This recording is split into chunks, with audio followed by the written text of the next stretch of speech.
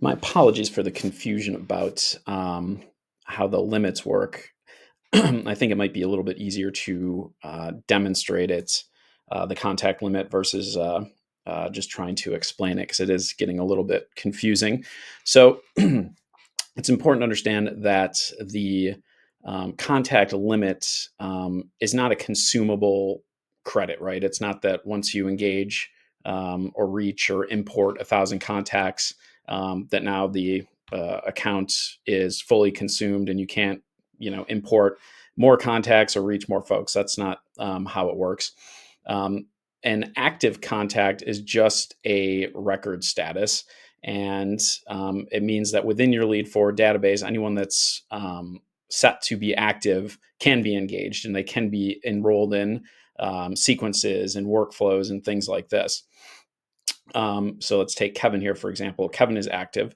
So, right now there are 2,102 total contacts in this staging account, but 45 aren't active. So this 45 doesn't count against the plan. Anyone that has opted out and unsubscribed doesn't count against your plan. Anyone that's set to inactive or bounced doesn't count against your plan.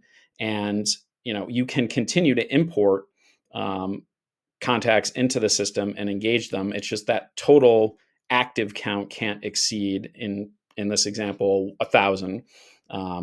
But you can run people through sequences, run prospects through sequences, and if these contacts don't respond or you're not actively trying to reach them, and let's say you're gonna try to recycle them again in 60 days, well, you can have them set to inactive for that period of time, and in the meantime import new people or a new batch of 1,000 to reach.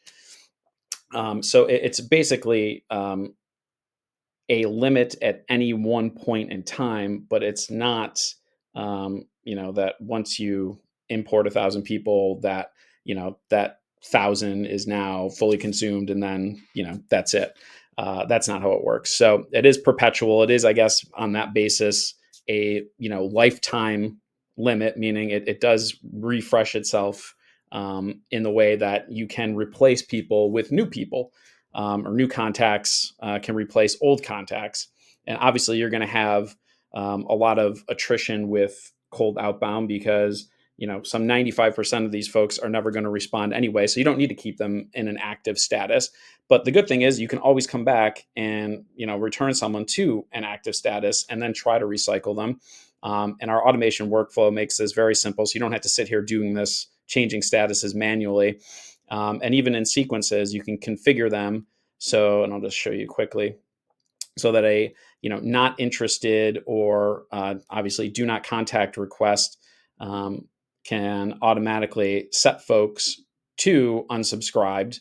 And again, once someone is set to unsubscribed, yes, technically their contact still exists inside your database, but they're set to an unsubscribed status, so they will not count against your plan limit. So I hope this helps clarify it a little bit. If not, I'm happy to try this again. But I appreciate the question. It's definitely a good one. Thank you.